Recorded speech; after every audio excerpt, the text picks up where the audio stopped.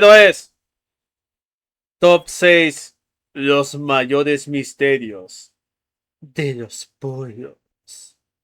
De David Seco. Rasca de Jason. Los polos, es decir, el Ártico y el Antártico, son de los lugares más inhóspitos y fascinantes de la Tierra. Un páramo blanco de viento cortante, cubierto de una capa kilométrica de hielo, rodeados por océanos congelados y sometidos a temperaturas extremas. No por nada estos territorios esconden bien sus secretos. Tan solo mencionar la palabra Aparte, pues hace un chingo de frío. ¿Quién va a querer estar ahí? Ártico o Antártico ya se nos llena la cabeza de expediciones trágicas a los confines más aislados del planeta Tierra. Como no, lo inhóspito y aislado de estos lugares los convierte en el caldo de cultivo perfecto para toda clase de misterios. Desde criaturas legendarias que acechan bajo el hielo, hasta fenómenos que la ciencia aún intenta explicar. Creo que en la película de Atlantis el Imperio Perdido decían que la Atlántida, o sea, Atlantis estaba en alguno de los polos. Creo que en el norte. Pero es una película buena. A fin de cuentas, los polos nos recuerdan que hay mundos en nuestro propio planeta que permanecen ocultos. Como lo que vimos la otra vez del norte de Congo, que está lleno de animales extraños y gigantes, mucho, pero mucho bosque. Y claro, grupos guerrilleros que si te ven te van a dar una pica para que escarbes diamantes, a menos que... ¿Y saben a qué me refiero? Y que la línea entre realidad y leyenda a veces se vuelve difusa. Así que en el vídeo de hoy, acompañadme a explorar 6 casos misteriosos en estos territorios remotos, y a descubrir por qué los polos siguen siendo uno de los mayores enigmas del planeta. Hasta cierto punto podéis considerar este vídeo como un especial Navidades. No os robo más el tiempo. Equiparos vuestras mejores ropas invernales y adentrémonos en las regiones polares, los bordes del Atlas, los confines del mundo.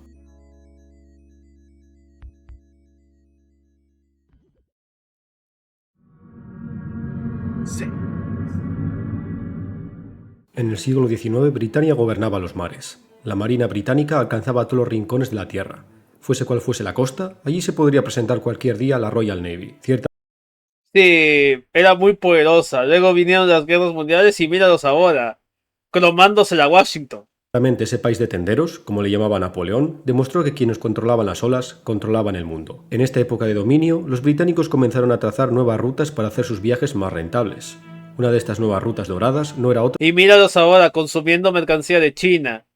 ¿Cómo cambian las cosas? que el paso del noroeste. Esta teórica ruta tenía como objetivo rodear el Ártico canadiense y salir al Pacífico por el mar de Bering, todo con el objetivo de agilizar las rutas con Asia. El gobierno Y de paso no meterse con el más al sur, darle rodeo al Cabo de Hornos.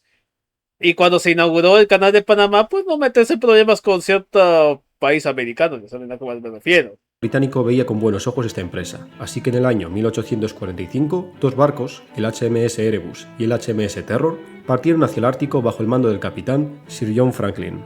Ya se había intentado con anterioridad trazar esta ruta, pero todos los intentos habían fracasado, pero esta vez se creía posible. En una época de avances navales, estas 2 naves poseían lo más avanzado en tecnología naval, un motor de vapor interno que propulsaba una hélice, lo cual permitía que la embarcación no estuviese totalmente condicionada por el viento, algo revolucionario para la época. Esta no era una expedición cualquiera, la ciencia se antepondría al hostil ártico. La expedición partió con aire La pregunta era, ¿hasta dónde? triunfante el 19 de mayo de 1845 de Greenwich, Inglaterra. El 26 de julio los barcos llegaron a St. John's, en Terranova, último punto de contacto con el continente antes de dirigirse al Ártico. Las últimas noticias de las dos Creo que también le echaron un ojito a México cuando fue lo de la intervención francesa, pero dijeron, ese no es asunto mío. Y se fue. Menos mal, porque si no se les hubiera venido los gringos encima. embarcaciones provenían de sus avistamientos por parte de unos balleneros que juraron haberlas visto en agosto ancladas en la bahía de Baffin, esperando mejor tiempo antes de adentrarse en el paso del noroeste. A partir de ahí, silencio.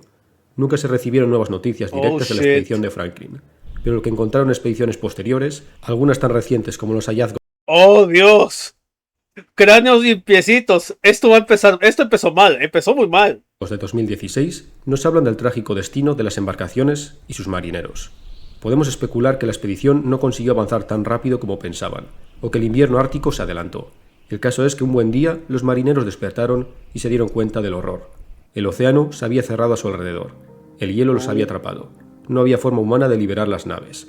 Frente a ellos, la única esperanza Subestimaron a la naturaleza y la naturaleza les dijo: ah, sí, pues chinguen a su madre. era aguantar el invierno ártico, a la espera de la primavera.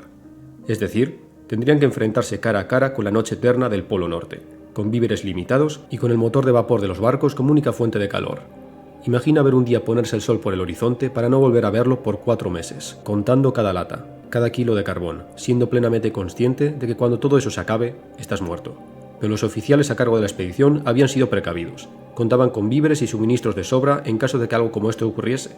Obviamente la huida era imposible. Incluso manteniendo una marcha constante en línea recta hacia el sur, morirían mucho antes de ver ni siquiera un arbusto bajo. Es decir, el plan era esperar. Eso sí, esperar en uno de los lugares más hostiles del planeta. Las temperaturas en invierno en este lugar pueden alcanzar los 60 grados bajo cero. ¡Auch! Hermano, sentiría que las células se me congelan. Y hasta las ideas. La sensibilidad de la piel la perdería en caliente. Existen testimonios de la época, de balleneros o marineros, a los que les explotaron los dientes dentro de la boca debido al contraste de la temperatura al aspirar el helador aire. Ya solo de imaginármelo me duele, hijo. Debe ser una experiencia no muy agradable. ¡Ay, Dios! Ya de por sí ya me están doliendo los dientes con solo verlo, escucharlo. ¡Ay, Dios! Cualquier pedazo de piel expuesto a estas temperaturas se resquebraja, como si fuera de papel. Las narices, los párpados, los labios, las orejas, todo ello se cae a pedazos. En el Ártico... No más falta que hubieran dicho lo de: ahora puedo agarrar mis mocos como palillos chinos. El aire, el viento, la humedad que congela los huesos, todo quiere matarte. Mejor dicho, este lugar no es para los humanos. Pero parece ser que el plan no salió como Salvo si eres Sub-Zero. esperaban. Aquel año fue notoriamente frío. Es decir, la primavera no trajo consigo un retroceso de la capa de hielo. Según las anotaciones encontradas en los cuerpos de varios marineros, enterrados en las islas del norte de Canadá, los barcos estuvieron 1 año y medio atrapados en el hielo. Del mismo modo, en las anotaciones se apuntaba que los hombres empezaban a desaparecer uno a uno, y que el mismísimo capitán Franklin había muerto. No se sabe con exactitud cuál fue el destino final de los 130 hombres, pero los restos arqueológicos encontrados nos muestran el horror. Fuese lo que fuese que se desarrolló en aquellos barcos fantasma, la situación se convirtió en un sálvese quien pueda.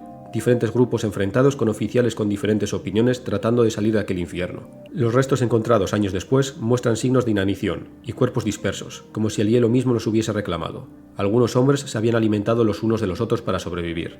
Las marcas de cortes en los huesos son claras señales de canibalismo. Otros parecían haber vagado perdidos sobre el hielo por millas, utilizando trineos improvisados para tratar de llegar a mejores terrenos al sur, pero nunca llegaron a su destino. A lo máximo que llegaron estos desesperados es alcanzar las islas del norte de Canadá, rocas desnudas de aspecto alienígena donde nada crece. ¡Ay, Dios! Pensaron: la ciencia nos va a ayudar. Y la naturaleza les dijo: oh, no, mi ciela. Y miren cómo terminaron. Los únicos que no sufrieron fueron los únicos. Eso es cierto. Al menos llevaban bufandas. Eso es lo importante. Los enterramientos en estas islas lo dejan bastante claro, pero fueron los análisis de los cuerpos los que mostraron un terrible detalle. Los análisis indican Güey, se parece a una foto que se toman mis compas luego de una peda. No están muy... No se ven elegantes. un envenenamiento por plomo, seguramente debido a contaminación de los alimentos en las latas. Esta intoxicación ataca directamente al cerebro, provocando brotes de violencia, comportamiento errático y alucinaciones. Una mezcla explosiva para los marineros que se encontraban ya de por sí en una situación desesperada. Solo podemos imaginar qué es lo que los marineros afectados veían en la oscuridad ártica, esperando a que se separasen de los barcos encallados. A pesar de que los hechos que se desencadenaron en el Erebus y el Terror son pura especulación, los restos de las naves y el reguero de cuerpos son un recordatorio de que la naturaleza en su forma más extrema puede ser más aterradora que cualquier monstruo. Franklin y su tripulación se convirtieron en leyenda, pero no por heroísmo, sino por la silenciosa y terrible fuerza de un mundo que devora a quienes se atreven a desafiarlo. Una de las mayores tragedias de las expediciones árticas se queda aquí. Pobre Franklin, pero bueno. Subestimó a la naturaleza y pagó las consecuencias de la peor forma posible. En las vastas llanuras heladas del Ártico, donde solo el cortante viento emite sonido, algunos habitantes han reportado desde hace décadas un fenómeno inquietante. De la nada, mientras realizan alguna actividad, llega a sus oídos un sonido estridente, una frecuencia grave, constante y difícil de localizar. No se trata de algo momentáneo. Este sonido puede durar horas o incluso días. Los testimonios comentan que dormir se hace imposible. Es como si un insecto se hubiera colado entre sus oídos, como un motor lejano, un transformador eléctrico o un avión que nunca llega a pasar. No todos pueden oírlo, y quienes sí lo perciben aseguran que no proviene de una dirección clara. El sonido parece atravesar el cuerpo, más que llegar a los oídos, lo que provoca sensaciones de inquietud, insomnio, dolor de cabeza o ansiedad. Las personas más sensibles lo describen como una tortura. En comunidades pequeñas del norte de Canadá, Alaska y Siberia, este zumbido ha sido motivo de preocupación desde hace décadas. A este fenómeno se le conoce como el zumbido ártico. Se manifiesta ¿Zumbido ártico? No, mira, yo sé que esto es puro mame, pero igual puede servir como teoría. Mira, imagínate que ese zumbido es un sonido disuasorio para cualquiera que quiera acercarse a los cuarteles generales de Santa Claus en plan: ¡Jo, jo, jo, cabrón! ¡Espérate hasta Navidad para verme! ¡No me obligues a usar el zumbido! Pero, mira, pero lo que sí no puedo estar seguro del zumbido es que tiene algo que ver con el magnetismo, porque recordemos que están cerca de uno de los polos magnéticos de la Tierra. Así que el magnetismo de la Tierra puede generar ese zumbido. Yo creo que va por ahí la cosa. Digo, debe haber una explicación lógica para ello, ¿no? generalmente por debajo de los 100 Hz. Una de sus características más llamativas es que no siempre puede ser registrado por instrumentos convencionales, aunque sí es percibido por un porcentaje reducido de la población. Muchos son los que realizan la conexión del zumbido ártico con un fenómeno más amplio conocido como The Hum. Sin embargo, el entorno ártico añade factores únicos que podrían explicar su aparición. Una de las hipótesis más aceptadas señala los fenómenos naturales de baja frecuencia, como el movimiento de grandes masas de hielo, el crujir de glaciares o las vibraciones generadas por el océano al interactuar con la plataforma de hielo. Estos sonidos pueden viajar largas distancias debido a la densidad del aire frío, que permite una mejor propagación de las ondas sonoras. Otros comentan que este fenómeno es debido a la actividad geomagnética y electromagnética. ¿Lo ven eso que les decía? Perdón. Que el magnetismo de la Tierra tiene algo que ver con el famoso zumbido ártico. Así que no estoy del todo equivocado. El Ártico es una región con alta incidencia de perturbaciones en el campo magnético de la Tierra, especialmente durante tormentas solares. Estas perturbaciones generan ondas electromagnéticas de muy baja frecuencia. Algunos científicos plantean que, bajo ciertas condiciones, estas ondas pueden inducir a vibraciones en estructuras naturales o artificiales, produciendo sonidos audibles indirectos para el ser humano. Aunque esta teoría aún no está en investigación, resulta consistente con la coincidencia entre el zumbido y eventos geomagnéticos intensos. Pero hay quienes comentan que el sonido no proviene de la estratosfera, sino de las profundidades, como si en los oscuros abismos árticos hubiera algo generando este sonido. ¿El Kraken? ¿Leviatán? Esto tendría relación con el caso del pitido submarino de Nunatak, Canadá. En el año 2016, los nativos de esta aislada región del Ártico comentaron escuchar un sonido perturbador que atravesaba el hielo. Según los habitantes, este sonido ahuyentaba a la fauna autóctona. Aquel verano de 2016 casi no aparecieron cetáceos en la región. Las autoridades canadienses realizaron una investigación, tratando de averiguar si se trataba de actividad de alguna compañía minera, submarinos, sonares militares. Ninguna de estas hipótesis resultó cierta. No hay ninguna solución definitiva a este fenómeno. Simplemente se trata de un suceso sin explicación, una anomalía que se detuvo tan súbitamente como empezó. El misterioso zumbido del Ártico se queda en este puesto. Uy. Lo del magnetismo de la Tierra, bueno, le atiné en parte. Aunque no dudo que sea un sistema de defensa de Santa Claus. El extremo norte de la península escandinava es uno de los lugares más bellos y a la vez hostiles del continente europeo. Formando parte del círculo polar, esta región helada cubierta de densos bosques es un entorno ideal para presenciar las auroras boreales, pero también se trata de un lugar idóneo para perderse y en el que se pueden alcanzar los 40 grados bajo cero en invierno. Es en la región de la Laponia finlandesa donde nos encontramos nuestro siguiente misterio. En los años 30 del siglo pasado se dio un conflicto armado entre Finlandia y la Unión Soviética, conocido como la Guerra de Invierno. La guerra fue y que ocurrió casi al mismo tiempo que la Segunda Guerra Mundial, provocada por el hombre de bigote chistoso. Hasta donde yo sé, la guerra contra Finlandia fue un desastre para la Unión Soviética. Aunque no, debilitó bastante, eso sí. Relativamente breve, unos 3 meses de duración, y acabó con una victoria soviética. Aún así fue una victoria pírrica para los soviéticos. Las bajas que sufrieron estaban completamente desproporcionadas. Simplemente el ejército rojo no estaba pensado para combatir en estas condiciones. El equipamiento invernal era insuficiente, la logística fallaba constantemente, y las columnas de soldados y vehículos avanzaban por carreteras estrechas, lo que les hacía vulnerables a las emboscadas. En contraste, los finlandeses conocían perfectamente el terreno, y supieron explotarlo con tácticas flexibles. Bueno, loco, ¿qué tal va el stream? Va bien, va bien, va bien. y movilidad ligera. Lo más terrible, como no, era el frío y la oscuridad. Vimos el trailer del nuevo proyecto de ERNA. En ciertas batallas, miles de soldados soviéticos murieron de frío, por no tener la equipación adecuada. En el conflicto se registraron temperaturas de 43 grados bajo cero.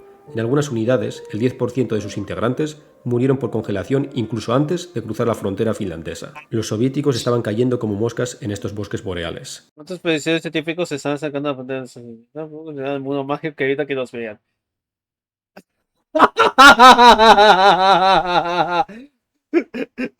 ¡Qué buena teoría! ¡Me encanta! ¡Me encanta! Pero en una unidad en concreto ocurrió algo antinatural incluso para las condiciones excepcionalmente brutales del conflicto. El Grupo 14 del Ejército Rojo pretendía atravesar la parte norte del país con el objetivo de tomar las poblaciones de esta zona. Se trataba de una de las regiones más abruptas del país, una barrera forestal casi impenetrable. Pero claro, esto también quería decir que no estaría tan bien defendida como la frontera sur del país. Los soviéticos se adentraron en los bosques de la noche perpetua con la esperanza de flanquear las defensas finlandesas. A medida que se adentraban más, el ejército se dispersaba más. Lo que antes eran largas columnas de soldados se convirtieron en grupos separados con apenas contacto los unos con los otros. Los soviéticos interactuaban con los lugareños de los pequeños Sí, hay que tener un poquito más cuidado, compadre, pero qué bueno que estás aquí con nosotros. Poblados de la región, buscando refugio o suministros para hacer frente al feroz frío. Se dice que en el pueblo de Ivalo, varios locales comentaron que no era buena idea acampar en el bosque, que lo mejor sería que siguieran por la carretera principal y acampasen en una explanada de las afueras del pueblo. Mira que si te lo dice la gente que vive en esas zonas y la conoce muy bien, sabes que no hay que confiarse. Los soviéticos hicieron caso omiso a estos consejos, creyendo que el aviso era un engaño para que los rusos se dirigiesen por una carretera rodeada de denso bosque, siendo blancos perfectos para una de las típicas emboscadas finesas. Así que los diferentes grupos establecieron campamento en el interior del bosque de Ivalo. No se sabe con exactitud lo que ocurrió en el bosque, lo que sí sabemos es el resultado. El ejército finlandés fue informado por parte de los habitantes de la presencia de una unidad soviética acampada cerca de Ivalo, así que los finlandeses se prepararon para interceptarlos. Les llegaron informes de disparos en el bosque. Ya había comenzado un combate. Puede que una avanzadilla de guerrilleros finlandeses se les hubiera adelantado. Pero cuando llegaron a la posición, lo que se encontraron fue una escena sacada directamente del infierno. Un bosque de cadáveres. Una alfombra de nieve roja donde descansaban cientos de soldados soviéticos congelados, en todo tipo de extrañas posiciones, la mayoría de ellos mutilados. Por unos momentos los finlandeses pensaron que ese fue el resultado del ataque de algún tipo de animal, como una manada de lobos o de osos. Pero siendo realistas, estos animales podrían acabar con algún pequeño grupo de soldados solitarios. ¿Pero contra cientos de soldados armados? Del mismo modo, por muy mala puntería que tuvieran los soldados, deberían haber encontrado alguno de los animales muertos junto a los soldados. Pero es entonces cuando los finlandeses encontraron algo que tiraba la teoría del ataque animal por la borda. Una imagen horripilante que es la prueba definitiva de este suceso. Una piel completa de un soldado soviético colgando de un árbol. ¿Qué? ¡Ay, Dios! Despellejaron a alguien. ¿Cómo? ¡Ay! ¡Ay, Dios! Aquí no hay un animal, aquí hay un demonio, hijo. Esto no era obra de ningún animal. El suceso conocido como el monstruo de Ivalo sigue siendo uno de los mayores misterios de las latitudes boreales de Europa. El ejército finlandés no recibió ninguna noticia de que los guerrilleros de la zona se hubieran enfrentado con los soviéticos. El alto mando finlandés también les remarcó que eran la única compañía presente en la región de Ivalo. Esto no era obra de los suyos. Hay quienes apuntan que al quedarse sin suministros los soviéticos enloquecieron y comenzaron a matarse los unos a los otros. No sería el primer caso de los soviéticos recurriendo a medidas desesperadas como el canibalismo debido al terrible frío y la falta de suministros. Pero este destacamento en concreto tenía todavía suministros. De hecho, ocurrió algo parecido, pero en Stalingrado, aunque luego se recuperaron y ganaron. De sobra. Los lugareños comentaban que no era la primera vez que ocurrían casos como este en los bosques de la región. Se trataba de algo relativamente común. Todos los cazadores curtidos de la zona tenían alguna que otra historia extraña. Aún así, el caso se archivó como un grupo de soldados soviéticos que se volvieron locos en el bosque de Ivalo. Sea cual sea la verdad, lo cierto es que se trata de un caso que de verdad hiela la sangre. Que te conste que te... Bueno, al menos lo que pasó en Finlandia le sirvió de experiencia contra Alemania cuando el ejército del hombre, las fuerzas del hombre de bigote chistoso invadieron Rusia. Y luego salieron ganando los rusos y le dieron vuelta a la guerra y ya saben cómo terminó el asunto. Los inuits, erróneamente llamados esquimales, son una de las culturas más duras del mundo. Estos nativos del Polo Norte llevan miles de años viviendo en el que probablemente es el entorno más hostil en el que el ser humano... Creo que investigué un día y... Por lo que sé, a A los Inuit les caga que les digan esquimales. Es como si les dijeras la palabra con N. Se haya instalado. Y aunque hoy en día cuenten con todas las comodidades modernas, la verdad es que siguen llevando un modo de vida que no se aleja demasiado de cómo vivían sus ancestros. Este sigue siendo un pueblo que conoce el infierno blanco como la palma de su mano. Saben apreciar la belleza de este lugar, pero también sin ninguna duda sus peligros. Oiga señor, le compre ese gorro, me gusta. ¿Quiere ese gorrito? A partir del invierno boreal, el océano Ártico se congela, creando la masa flotante de hielo que todos conocemos, la banquisa. Esta masa flotante es clave para los animales del Ártico. Los osos polares vagan sobre esta superficie para cazar presas, y muchos peces, focas y crustáceos forman una cadena trófica que arranca de las algas que crecen bajo el hielo. Los inuits no son una excepción. Llevan desde siempre aventurándose en el mar congelado en busca de recursos para pasar el invierno. Entre todos los pueblos inuit que habitan el círculo polar ártico se comparte un relato folclórico idéntico en todos los casos. Los relatos cuentan la existencia de criaturas que acechan bajo esta capa de hielo, esperando a que algún inocente se acerque demasiado a uno de estos agujeros en el hielo. Reciben muchos nombres dependiendo de la región. Puede que el más conocido sea Kalupalik, un ser acuático de aspecto de pez antropomorfo. ¡Ay, Dios! Compadre, parece parroquiano promedio de Betos más luego de unas cuantas chelas. Míralo con ese pedazo y esa cara y sin ropa. Igual pasó lo mismo en el Betos, pero esa es otra historia. Pero míralo, este parece un compa de mi barrio. ¿Qué te digo yo? Que roba niños mientras nadie está mirando, arrastrándolos a las oscuras aguas árticas. En principio, estos relatos pueden parecer una forma de explicar la desaparición de gente que cayó al agua por uno de estos huecos en el hielo y nunca volvió a emerger, además de tener como objetivo principal advertir a los más pequeños de los peligros de estos océanos congelados. Si te portas mal y no haces tu tarea o dejas de jugar a esa cosa llamada Roblox, voy a hacer que el monstruo te coma. Voy a decirle al monstruo que te coma, mendigo chamaco squinkle. Parece mi hermanito cuando soy pedos. Vaya comparación, ¿eh? Pero hay quienes señalan algo más. Puede que en realidad los inuits Sí, no adviertan a sus más jóvenes. Oh, sí, sí. De hecho, ese es un buen punto. Si todos comparten la misma historia, pero con detalles diferentes, entonces sabes que esto se va a poner muy feo. Sobre los peligros de caer por accidente en el agua, sino del peligro de asomarse en estas grietas y respiraderos precisamente por lo que habita ahí. No me refiero a criaturas sobrenaturales, sino a los auténticos depredadores del Ártico. Es la teoría del depredador invisible. Porque en estas aguas frías y oscuras del norte se desliza una sombra antigua, una criatura que en principio parece lenta y pacífica, pero que en realidad se trata de un depredador encubierto. El tiburón boreal, también llamado tiburón de Groenlandia, es un escualo de lo más singular. Se trata de los únicos tiburones que pueden vivir en las heladas aguas árticas durante todo el año. También se trata de los vertebrados más longevos, con estimaciones que indican que este animal puede vivir hasta 400 años. ¿Qué? ¡A la puta madre! ¡400 años! Mira, a ver, compadre. Hasta donde yo sabía, yo pensaba que las tortugas eran los animales más longevos, de que llegaban a vivir casi 200 años, como el de Buscando a Nemo de 150 años y sigo joven. Pero este tiburón, 4 siglos vivo. Las víctimas que se debía haber degustado a este cabrón, ¿eh? Los mayores ejemplares pueden superar los 6 metros de longitud, es decir que estos tiburones no tienen nada que envidiar a otros más famosos como el gran tiburón blanco. Pero a diferencia del agresivo método de caza del gran blanco, el tiburón boreal es lento, nadando por lo general a 3 km por hora. Aún así, esto no le convierte en un cazador menos eficaz. Dentro de los estómagos de estos tiburones se han encontrado todo tipo de restos, bacalao, focas, morsas o incluso restos de renos y osos polares. Sí, habéis oído bien, osos polares. Ay, es un tiburón. Mira, mira, yo en serio no me imagino que esta cosa que ven aquí se haya comido un oso polar. Hasta donde yo tenía entendido, los osos polares eran los reyes de la selva del Ártico, por decirlo así. Pero que un tiburón como este se coma a un oso polar, hermano, esta cosa está rota, rotísima. Como no, dentro del estómago de estos tiburones también se han encontrado restos humanos. En principio muchos podrían pensar que se trata de un carroñero, que simplemente arremete con todo tipo de restos que acaban en el mar. En algunos casos esto puede ser cierto, el olfato de este tiburón es prodigioso. Pero ocurre una cosa, mientras la mordedura de otros tiburones dejan como resultado unos tajos como de cuchillo, la mandíbula del tiburón boreal, rematada en pequeños dientes, se parece más a una cuchara de helado.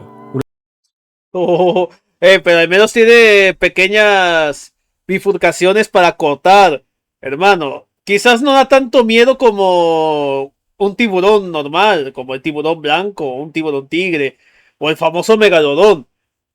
Pero ya con el simple hecho de ver que ya tiene pequeños surcos entre los dientes para cortar, eso ya es simple y sencilla advertencia de que este muchachote te va a convertir en su cena. Una cicatriz perfectamente circular. El tiburón muerde con sus potentes mandíbulas y arranca un trozo perfectamente simétrico. Se han visto ejemplares de beluga y otros cetáceos con estas inconfundibles marcas. Pero ¿cómo este tiburón lento es capaz de atacar a criaturas rápidas y activas? La respuesta... En mis tiempos esos polares eran más agresivos, pero los estos... Oye, ¡ay Dios! Narval atacado por tiburón luego de ser capturado. ¡A la verga! Güey, parecen mordiscos así. Ñan, ñan, ñan, ñan, ñan, ñan. Perfectos. No, esto sí me da miedo. Tengo miedo. es emboscada y paciencia. Se teoriza que estos tiburones pueden esperar pacientemente cerca de los respiraderos, huecos en el hielo que permiten respirar a los mamíferos marinos, esperando a que alguna víctima salga a respirar, y mientras la presa está tranquila tomando una bocanada de aire, el tiburón se acerca desde la penumbra y es entonces cuando se cobra su recompensa. Pero aparte de esto, el tiburón boreal tiene otro as bajo la manga. Estos animales son ciegos. Esto es debido a un parásito ocular que se incrusta en la córnea y se alimenta de los ojos del tiburón. Se trata de una especie de copépodo que ha evolucionado específicamente para parasitar Pero solo de verlo ya me estaba doliendo la cara, hijo. a estos tiburones. Ahora bien, estos parásitos dejan ciego al tiburón, pero en estas oscuras aguas los escualos no necesitan ver, simplemente oler y sentir las vibraciones. A cambio, estos copépodos le dan la habilidad de la bioluminiscencia. Estos parásitos oculares brillan con una luz azul verdosa. Hay quienes postulan que esta bioluminiscencia puede actuar a modo de cebo, para atraer a... Básicamente es trabajo de equipo. Me dejas comer tus ojos y yo te doy luz para que sea una trampa y tú puedas comer. Los dos salimos ganando. A veces el trabajo de equipo entre animales y criaturas de la naturaleza puede ser sorprendente y a veces aterradora. En este caso. presas hacia un misterioso resplandor que proviene de un feroz depredador. Es decir, que hasta cierto punto podríamos considerar esto una relación mutualista. Aún así, esta teoría no ha sido comprobada al 100%. En caso de que esta técnica de caza fuese cierta, uno puede imaginarse a un niño inuit acercándose a uno de estos respiraderos y siendo sorprendido por un resplandor azulado. El niño con curiosidad se acerca para ver qué es esa luz que proviene de lo profundo, para que en un abrir y cerrar de ojos el tiburón boreal salte y agarre a su víctima. Lo peor es que en el caso de las presas más pequeñas, estos tiburones se alimentan utilizando una técnica conocida como succión. Básicamente, las absorben enteras, sin masticar. Prueba de ello son las pequeñas focas enteras que se han encontrado en el interior del estómago de uno de estos monstruos. ¡Oh, Dios! Le copiaron las mañas alimenticias a las anacondas, las boas. A esas serpientes que no son venenosas, pero que te pueden comer entero de un solo bocado. Un niño humano podría tener este horrible destino perfectamente. Pero por ahora, la teoría del depredador invisible sigue siendo un misterio. Una cosa es segura, no acercarse al agua de la banquisa ártica sigue siendo uno de los consejos más expandidos del pueblo inuit. Dejemos de lado el polo norte para viajar a su opuesto, el polo sur, el continente perdido. Solo hay una cosa que es bastante peligrosa en el Polo Sur. Son Kago, Stripper, Kawasaki y Kriko. Los pingüinos me la van a mascar. Esos sí son de peligro. La Antártida. A diferencia del Ártico, que se trata de una masa de hielo flotando sobre el mar, la Antártida es un verdadero continente. Bajo una capa kilométrica de hielo se mantiene una superficie rocosa que son los restos del continente mesozoico de Gondwana. Esta barrera de hielo nos impide estudiar en detalle el continente antártico, pero a lo largo de los años se han realizado hallazgos increíbles que de verdad dan en qué pensar. En el año 2006, el satélite de la NASA conocido como GRACE estaba realizando un barrido de la Antártida, estudiando las variaciones del campo gravitatorio terrestre en el extremo sur del planeta. Es entonces cuando el satélite detectó una anomalía, como si en cierto punto el campo gravitatorio cambiase bruscamente. Los escáneres revelaron un mascón colosal debajo de la capa de hielo kilométrica de la Antártida. Mascón es un acrónimo proveniente de la palabra inglesa mass concentration, que hace referencia a una acumulación inusualmente densa de material en la corteza terrestre. Estos mascones se asocian con cráteres creados por impactos estelares, y el cráter subglaciar que encontraron no era otro que el mayor cráter creado por un impacto estelar en la Tierra. El cráter de la Tierra de Wilkes es una herida monstruosa en la superficie terrestre. Estamos hablando de un cráter de 500 kilómetros de diámetro, el resultado de un choque apocalíptico. Por comparar, el cráter de Chicxulub en México es el resultado del asteroide que acabó con los dinosaurios navianos hace 66 millones de años y mide 180 kilómetros de diámetro. Y si este último impacto fue el causante de la terrible extinción de finales del Cretácico, ¿qué pudo causar el asteroide que dejó semejante cicatriz en la Antártida hace cientos de millones de años? ¿No se ha realizado una investigación a fondo del cráter? Mire. Por lo que yo he investigado, a mí me gusta investigar y leer de cosas, de historia, especialmente historia de la vida. Por lo que he investigado y deducido, el asteroide que generó ese cráter, el cráter de Wilkes, quizás no provocó el mismo efecto destructivo inmediato que con el Chicxulub y los dinosaurios, sino que el impacto fue pero tan potente, quizás en la superficie no se sintió, pero en el manto terrestre, que es el interior de la Tierra, el impacto fue pero tan potente que generó una especie de mega tsunami interno en el manto, y luego todo ese material incandescente y derretido que había en el manto, que fue movido por el mega tsunami del impacto del asteroide, en algún punto tenía que terminar. Y ese punto resultó ser que eran las famosas escaleras siberianas, una zona de lo que hoy es Rusia, donde todo ese magma del mega tsunami que se concentró tenía que salir por algún lado, y salió por las escaleras siberianas, trayéndose todo tipo de gases tóxicos, lava, metal fundido, y eso degeneró en la famosa Gran Mortandad, la Gran Mortandad, la extinción masiva más horrible de la historia. Si lo de los dinosaurios ya fue horrible, lo de la Gran Mortandad fue peor. 90% de la vida de la Tierra desapareció. Literalmente estuvo a punto de desaparecer de la faz de la Tierra por completo. Y el asteroide de Wilkes fue eso desencadenante. Ese niño que aventó el petardo a la bodega de fuegos artificiales. Más que nada por su difícil acceso y por estar cubierto por una capa de varios kilómetros de hielo, pero las estimaciones de edad sitúan a la formación en torno a hace 250 millones de años, aproximadamente en el límite entre el periodo Pérmico y el Triásico.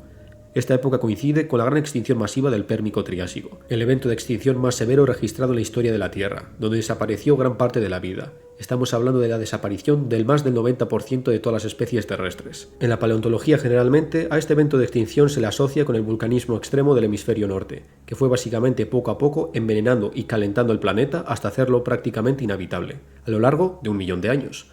Pero el cráter de la Tierra de Wilkes es un indicio que no se puede pasar por alto. Algunos científicos han sugerido que este impacto podría haber sido la razón principal de la extinción, mientras que el vulcanismo extremo fue un efecto secundario del impacto. Es lo que les decía. El asteroide fue la luz de bengala que aventaron a la bodega de petardos, y el resto de los efectos de la extinción pues fueron los petardos que explotaron y casi mandan a todos a la fregada.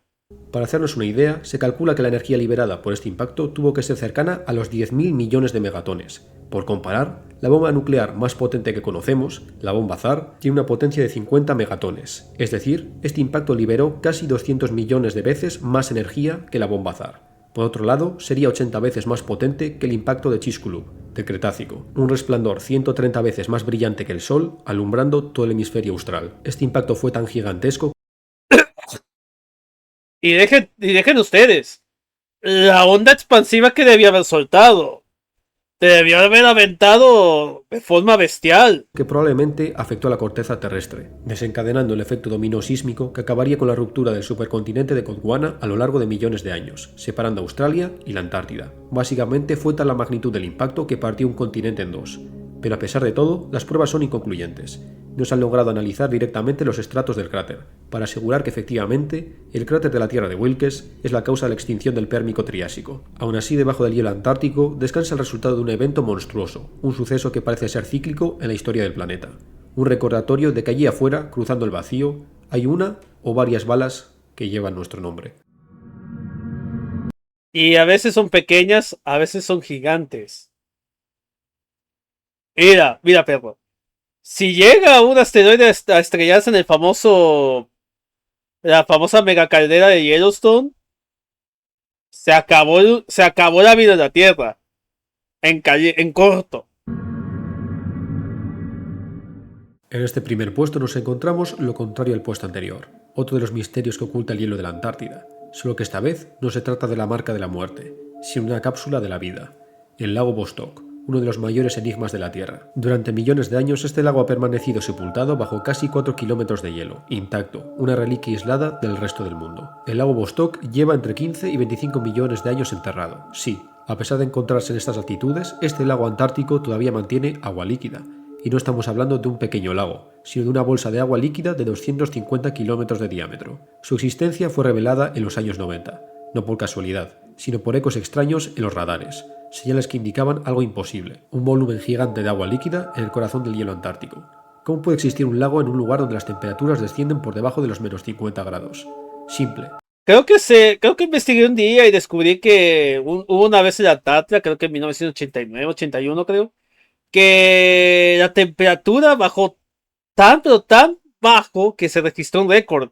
Creo que eran menos 89 grados centígrados. Un ser humano no puede sobrevivir a esa temperatura tan fría. Se muere en caliente. La respuesta está en la Tierra, el calor interno del planeta. Atrapado bajo una presión colosal, mantiene el agua líquida. Y entonces surge la pregunta: ¿hay algo vivo ahí abajo? En el hielo extraído justo encima del lago, los científicos han encontrado rastros de ADN microbiano, muy probablemente perteneciente a organismos diminutos, capaces de sobrevivir sin luz, sin productores base como plantas y sin apenas oxígeno, posiblemente alimentándose de minerales, reacciones químicas o energía proveniente del interior de la Tierra. Sí, ahí abajo hay vida, pero seguramente no se parece en nada a la que conocemos en la superficie. Un reino de extremófilos, que quedó separado del resto de la vida terrestre hace millones de años, prácticamente un mundo alienígena. Algunas muestras de ADN. ¿Por qué presiento que estos microorganismos serán parientes de los primeros seres vivos unicelulares que hubo en la Tierra? ¿Podría ser el secreto para saber quién fue el primer ser vivo de todo el planeta? Sería interesante. Bacteriano mostraba una información genética que no coincidía con ningún organismo terrestre conocido. Sergei Bulat, especialista en genética de células eucariotas, mencionaba ya en el año 2013 que sea lo que viva allí abajo, es un tipo de vida que no se presta para identificación o clasificación, y destacó que no pudieron atribuir las muestras a ninguno de los 40 subreinos conocidos en las bacterias. El científico dijo que cuando intentaron aislar los fragmentos de ADN, el grado de similitud no superó el 86%. Recalcó que trabajando con ADN bacteriano, esto equivale a cero. Un nivel de 90% ya indica un organismo desconocido. En la comunidad científica muchos pusieron en duda estos resultados, e incluso hoy en día los resultados obtenidos por el equipo de científicos rusos en el año 2013 siguen sin tomarse del todo en serio. Porque pasa que explorar el lago es un dilema. Perforar hasta él implica un riesgo enorme, contaminar un ecosistema que no ha tenido contacto con el exterior desde millones de años. De hecho, en eso tiene razón. Hay mucha gente que se ha negado, incluso ha protestado. Perdón, es que voy a estirar. Para impedir que pues sigamos adentrándonos en ese lago, porque no vaya a ser que vayamos a contaminar las formas de vida que hay ahí con lo que hay afuera. Es el mismo dilema que se enfrenta cuando se trata de las exploraciones espaciales a planetas que alberguen vida o que parezcan a la Tierra, con bosque, con flora, fauna, todo eso. Lo que podríamos terminar alterando el bioma de un planeta con nuestro ADN, nuestras formas de vida y otras cosas. Por eso se piensa mucho en querer explorar el espacio, especialmente planetas que se parecen mucho a la Tierra en todas las condiciones, aunque estén un chingo de lejos. De que posiblemente terminemos alterando el balance ecológico de esos planetas solo por nuestra presencia, ya sea de la especie humana o de algún o de algún acompañante no autorizado, como microbios o algún otro tipo de microorganismos. Es entendible. Y eso requiere mucho análisis. Cada gota de agua, cada microbio terrestre, podría alterar para siempre este mundo perdido, una delicada burbuja de tiempo que corre el riesgo de explotar con un simple alfiler. Aún así, las mediciones continúan. Los últimos análisis detectaron algo que pone patas arriba todo lo anteriormente supuesto. Se detectaron niveles inusualmente altos de oxígeno, y algunos datos sugirieron la presencia de actividad hidrotermal en el fondo del lago. Si esto se confirma, Vostok no solo sería un lago hogar de un ecosistema primitivo y limitadísimo, sino un sistema dinámico, complejo y sorprendentemente activo. Son estos conceptos los que no solo atraen a los geólogos o biólogos, sino también a los astrobiólogos. Este lago antártico es la maqueta ideal para estudiar cómo podría darse la vida en océanos subterráneos en mundos de hielo. Si la vida puede existir aquí, en la oscuridad, el frío y el aislamiento total, entonces quizá también pueda existir bajo los hielos de Europa, Luna de Júpiter o Encélado, de Saturno. Pero existe otro riesgo a la hora de explorar el lago Vostok. Que no creo que sea posible porque en el caso de Júpiter, en el caso de Europa, la radiación de Júpiter no ayudaría en nada. Hay quienes apuntan que este lago prehistórico también puede albergar patógenos aislados por millones de años del resto del planeta, restos prehistóricos de infecciones antiguas. No me refiero a los conocidos virus zombies del permafrost siberiano, sino a bacterias o viruses que nunca han sido conocidas por la humanidad. Organismos que llevan esperando por millones de años nuevos huéspedes formados por millares de células sanas que infectar. Puede que en Vostok se encuentre la llave del apocalipsis. Pero dejando de lado los peores escenarios, el lago Vostok sigue siendo uno de los mayores misterios de la Tierra. Gracias por apoyar este particular canal un año más. Por mi parte, muchas gracias. De nada, David Senko. Y muy buen video. Me gustó. Y vaya. Y en parte tiene razón David Senko. Hay muchas cosas en este planeta que todavía nos siguen siendo desconocidas. Y hasta cierto punto aterradoras. Le doy la razón en eso. Así que hay que seguir andando con cuidado. Si no vamos a terminar como los del primer caso. Ay Dios, este planeta es un cubo de Rubik, no lo vamos a entender jamás. Si muy apenas entendemos el planeta, ¿qué nos espera con el universo, con el microverso? Habrá que ver.